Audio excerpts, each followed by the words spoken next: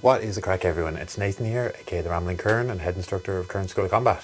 So, the internet has been abuzz about bow spears over the past few weeks, thanks to a great video by Lars Anderson. Now, Lars has done some very cool stuff over the years. The video is very interesting for a lot of reasons, and I wanted to weigh in my own perspective as an archer, but also as a bowyer, on why I think these things were not very popular, and also why I would never recommend doing them, but also look at some other real world examples, because it's not just the Viking Age examples that he shows in his video, which I will have a link for in the description.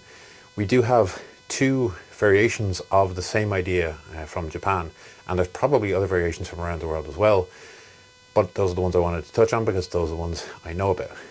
So I'm going to put this down. So starting off, we do know of two variations in the world that were from Japan, two variations that I became aware of. So the first one I became aware of was a thing called an uchene or uchini. I don't speak Japanese, so apologies on my pronunciation. Jess, who's an amazing Kyudo practitioner and just ambassador for many Japanese arts and disciplines, did a fantastic video a few years ago on this weapon. Now, this is a throwing dart popularized in Japan, and obviously I came across it through my own research on Irish throwing darts. And these are about a foot or so long. Of course, I'll bring up videos on this. And they tend to have a ribbon or rope attached to the end of them, I think with the idea being that they can be thrown in combat and pulled back, and they're normally worn on the waist. However, we have multiple references to these being tied on to the end of a spear and used as a makeshift bayonet, essentially. I'll also link a video to Alan Odinson, a fantastic American bowyer, who did a great video testing one of these on his own bows. And it definitely does work. Now, the other interesting thing is that we do have references to what's called a Hazu Yari, which is basically a specific type of spearhead made to be attached to the end of a Japanese bow. Now, Japanese bows are quite different to a lot of European bows. They tend to be asymmetrical, basically being the bow doesn't flex from the middle, it flexes from one end. Of course, there'll be pictures of this as I talk about it. But often these spears, from what I've seen, were placed either on, of course, on one end, but some I've seen on both. Now, I did come across a picture of one. I don't know if this is a historical example or not, but it is interesting to see a spear on each end. Now, that's to show that there is definitely historical precedent for these, and it is quite interesting to see so many being found in Japan. I have my own theories as to why these were found in the context of both the Viking Age in Europe and in the way that we see them found and discussed in Japan. And I'll talk about that at the end of the video. I wanted to next discuss why I think these things aren't very practical from a bowyer's perspective. So I do make bows. If you watch my channel, you've probably seen some of them. And there's two important notes on why I don't think these are a particularly good idea or why they would be particularly popular. Now, if I can find pictures of this, I will put them up on screen. But essentially, there is a type of bow often made by bowyers more as a test of skill and as a demonstration of something that you can achieve for the fun of it.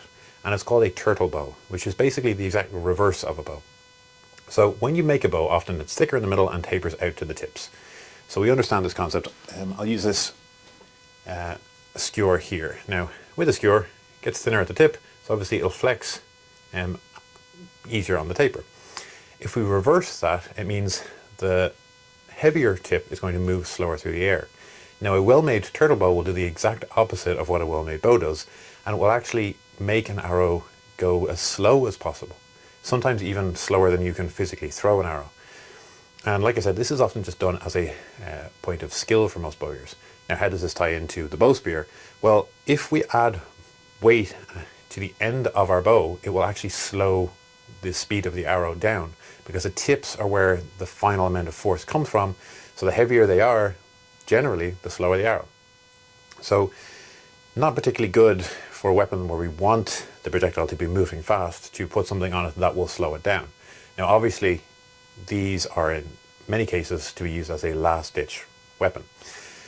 Now, this is interesting in its own right, but if we talk about the Viking Age and, like I said, their use in Japan, you do see them discussed in Japan as a last-ditch weapon.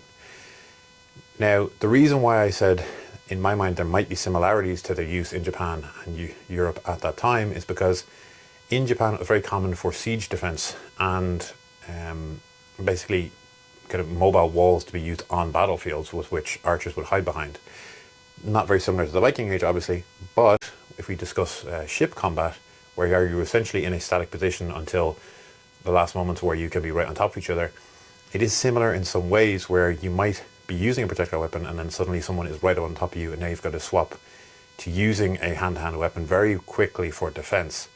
However, if we talk about bows in later periods of Europe, especially during the medieval, the kind of later medieval period in England, when the yew bow becomes as popular as it does, that is not a bow that you want to recklessly use or risk getting damaged, because the wood itself is very difficult to acquire and takes a lot of work and is a very valuable weapon. And the reason why I don't think it would ever be a particularly good idea, I'm going to use these skewers to demonstrate. So I have one unblemished skewer here, and I have one, hopefully you'll see, I've just taken a very small nick out of this. What I'll do is I'll show you exactly what I did. Just taking a small knife, take a small little cut into it, just like that.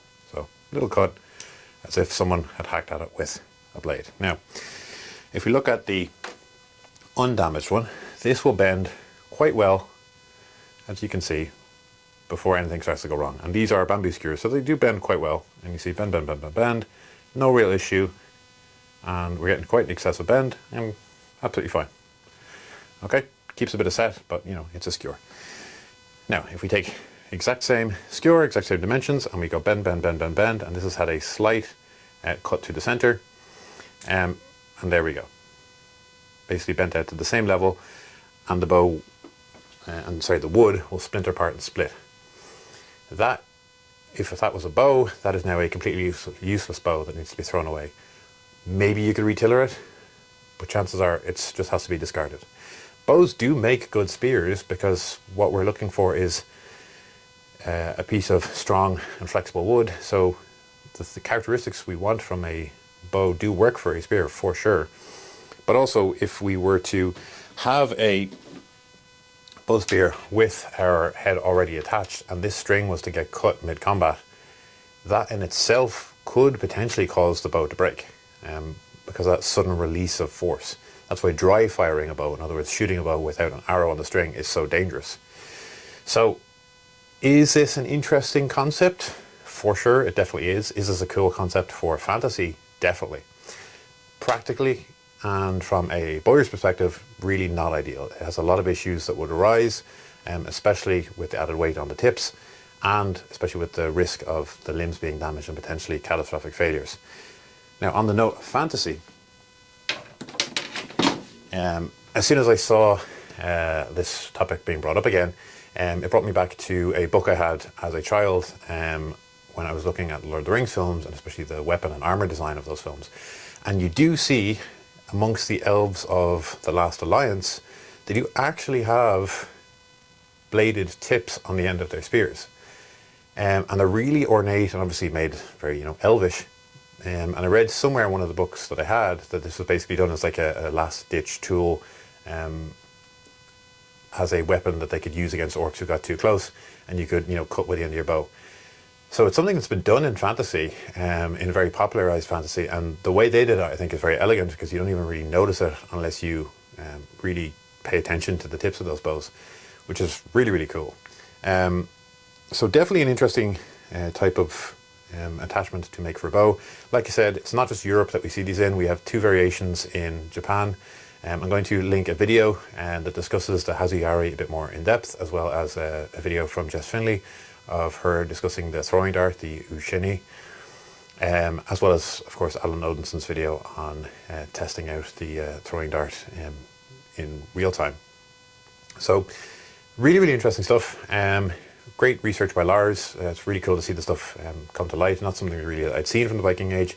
And if you guys think this is interesting, definitely something I might even try to test out, because I do have access to some spearheads, and obviously I can make a bow. So if you want to see this tested out, maybe even see what it's like to have the bowstring cut whilst trying to use it, I could test that out too. Might even try get a blunt head and try that out. So that's something you'd like to see, let me know in the comments. And don't forget to subscribe to the channel. Any support is massively appreciated. And if you'd like to subscribe to my Patreon for access to weekly martial arts videos, as well as discussions with myself and our amazing Discord full of really, really great people, you'll find all that down in the description too. Thank you all so much for watching. Really, really appreciate it. And slán.